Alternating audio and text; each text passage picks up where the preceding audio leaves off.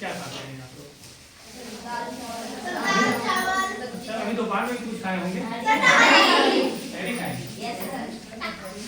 अच्छा, खाना खाते होंगे तो फिर क्या होता है, हम लोग पाचन होता है कि तो चलो देखते हैं। आज हम लोग जो खाते हैं खाना, इतने दिन खाते चले आ रहे हैं, पता नहीं कितने बोरा खा गए होंगे।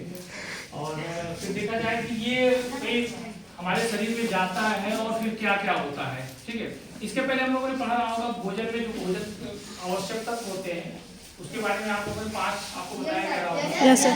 तो चलिए देखिए, पहली चीज तो पाचन का मतलब समझते हैं आप लोग। पाचन शब्द एक होता है। गांव में किसी के पास चारों काटने वाली मशीन है? Yes sir. तो देखते होंगे, जैसे मान लीजिए गांव की भाषा में पैरा बोलते हैं, उसको छोटे टुकड़ों में कर दीजिए, क्या बन जाता है? चारा। ठीक उसी प्रकार जो हम लोग भोजन करते हैं उसमें बहुत सारे पदार्थ होते हैं, सहयोग होते हैं, उसके बारे में पढ़ना। तो देखिए हमारे शरीर में क्या होता है, ग्रंथ होते हैं। ग्रंथ का मतलब आप सोचते हैं जैसे बबूल के पेड़ आप देखे होंगे, गोंद निकलता है ना गांठ में, उसी तरह हमारे शरीर में भी बहुत सारी ग्रंथियां होती हैं और जिसमें से क्या होता है जो है रस निकलता है। देखे भी होंगे बबूल के पेड़ में भी रस निकलता रहता है और उस रस से क्या निकलता है जो है और ये एंजाइम क्या करता है हमारे शरीर में, पाचन करता है। तो आप समझिए कि एंजाइम क्या करता है, जो हम लोग खाना खाते हैं प्रोटीन कार्बोहाइड्रेट वसा के रूप में, उसको छोटे छोटे टुकड़ों में कर देता है। यही छोटे छोटे टुकड़ों में करना ये क्या कहलाता है, पाचन। तो ये तो हो गया डिस्कस। चलिए हम लोग एक फिगर के माध्यम से देखते हैं जो है कि हमारा भोजन कैसे पचता है।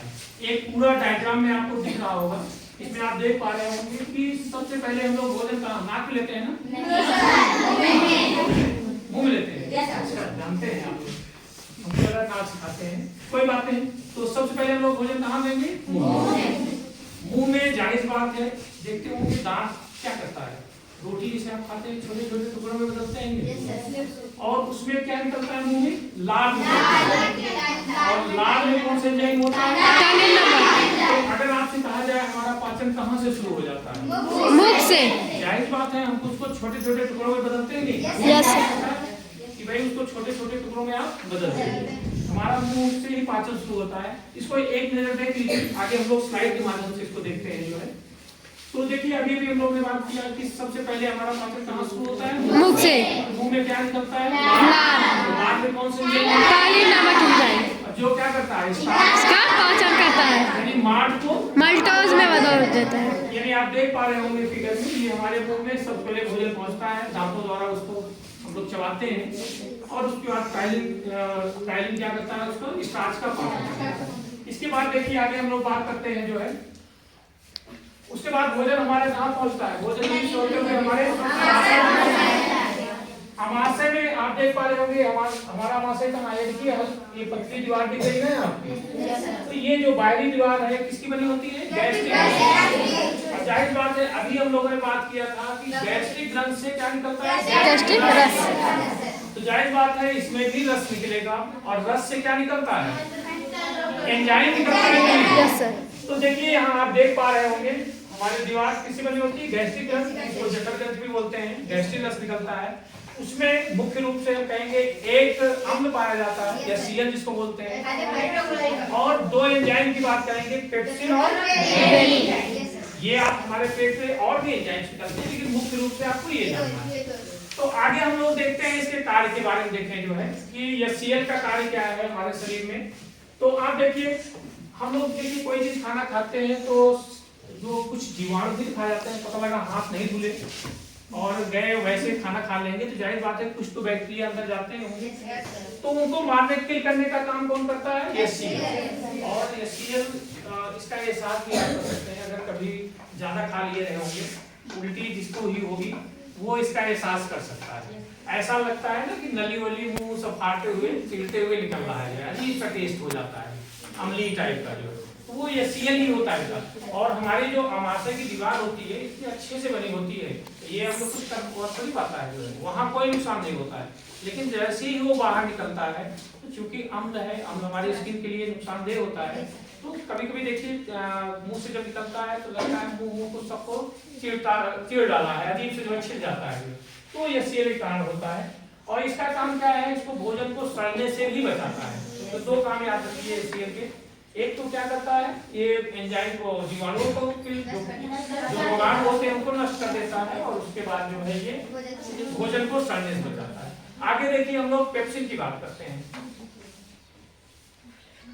पेप्सिन की बात करते हैं जो है, तो उसके बाद देखिए प्रोटीन खाते हैं ना, प्रोटीन सबसे ज्यादा आपको बताई गई होगी जो है किसमें होती है, और दालों में भी पाई जाती है। ठीक है,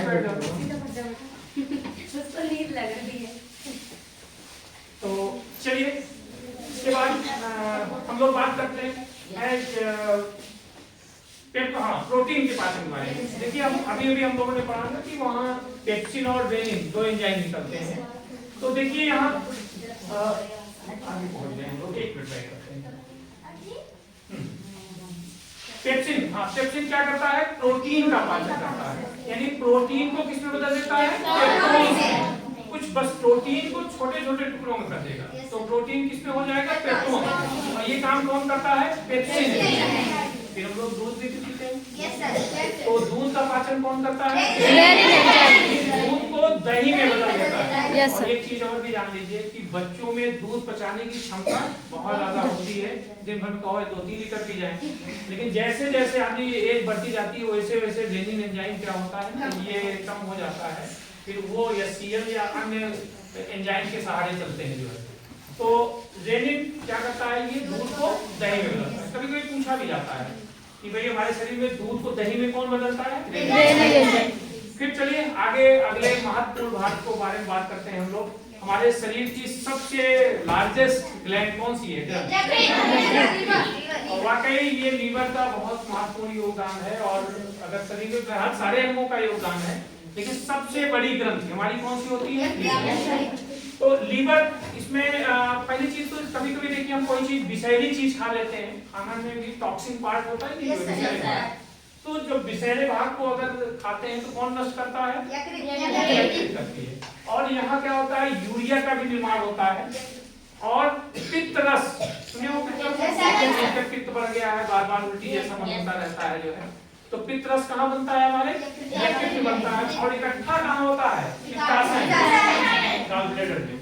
और इसमें क्या होता है कि विटामिन ए, ये महत्वपूर्ण है कि हमारे शरीर में ऐसा कौन सा अंग है जहाँ की विटामिन पहले से मौजूद रहती है, विटामिन ए, यकृत। और विटामिनों का संग्रह भी यही होता है। yes, और विटामिन आप जानते हो इसका काम क्या है, हमारे शरीर को रोगों से बचाती है ना, yes, तो इसीलिए तो यहाँ जब विटामिनों का संग्रह रहेगा तो जितना टॉक्सिन पार्ट होगा, विषैला भाग होगा, उसको क्या करेंगे ये लोग, नष्ट कर देंगे।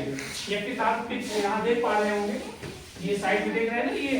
और इसके बाद चलिए हम लोग बात करते हैं अग्नाशय की बात करते हैं, पैंक्रियास। शुगर बीमारी सुने हो क्या, शुगर के नाम सुने होंगे, शुगर हो गई है। तो देखिए पैंक्रियास, यहाँ मोस्टली एक एंजाइम की बात करें हम लोग, ट्रिप्सिन। ट्रिप्सिन नामक एंजाइम जो है निकलता है जो है, और यहाँ पर सबसे जो मोस्ट इंपॉर्टेंट पार्ट है इसका, इंसुलिन का निर्माण करना।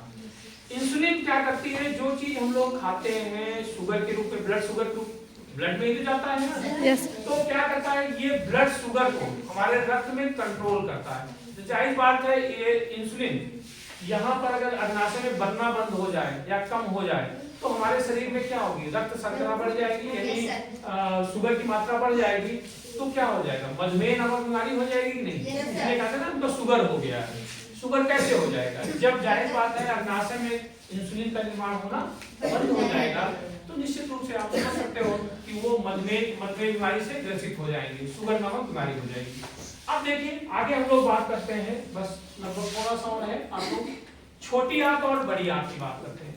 अब देखो बेटा, जब अभी आप लोगों ने देखा होगा यहाँ से पित्त रस निकला, ओके, और इधर अग्नाशय से कौन सा एंजाइम निकल रहा है, ट्रिप्सिन नामक। ये जो छोटी आंत है इसके मुहाने पे आप देख पा रहे होंगे फिगर पे, यहाँ पर इसके मुहाने पे आके मिलते हैं जो है, तो यहाँ जब मिलेंगे तो इधर से पेप्टोन, ये सब इसको किसमें बदल देता है, अमीनो। यानी फाइनली देखा जाए तो जो अंतिम प्रोडक्ट हो जाएगा कौन सा हो जाएगा, अमीनो। और इस छोटी आंत में हमारा भोजन सबसे देर तक रहता है। और इसके बाद में जब अंतिम भाग में पहुंचता है तो इसमें सूचकांक टाइप लगे होते हैं ना, सारे प्रोटीन कार्बोहाइड्रेट इसको क्या करते हैं, सब कर लेते हैं, यानी अवशोषित कर लेते हैं, जो कि हमारे शरीर में चले जाता है। और उसके बाद में हमारा भोजन कहाँ पहुंचता है, बड़ी आंत में। और बड़ी आंत में आपको बताया गया है जल का अवशोषण। जल का अवशोषण होने के बाद फिर हमारा भोजन कहाँ होगा, एनस में पहुंचेगा, फिर हम बाहर लोग इसको उत्सर्जित कर देते हैं। ये हमारी एक मोटी मोटी जो है प्रक्रिया रही कि पाचन हम लोगों के मुंह से शुरू होता है और हमारे शरीर में क्या क्या होता है, जो है कुछ समझ में आ रहा है? Yes sir. आप लोग बताना चाहेंगे क्या? इसको आप लोग प्रेजेंट भी कर सकते हैं ना, स्लाइड पे तो बता ही सकते हैं। चलिए फिलहाल आप बताइए, अमाशय में कौन सा एंजाइम निकलता है? अमाशय की मैं बात कर रहा हूँ, पेट की।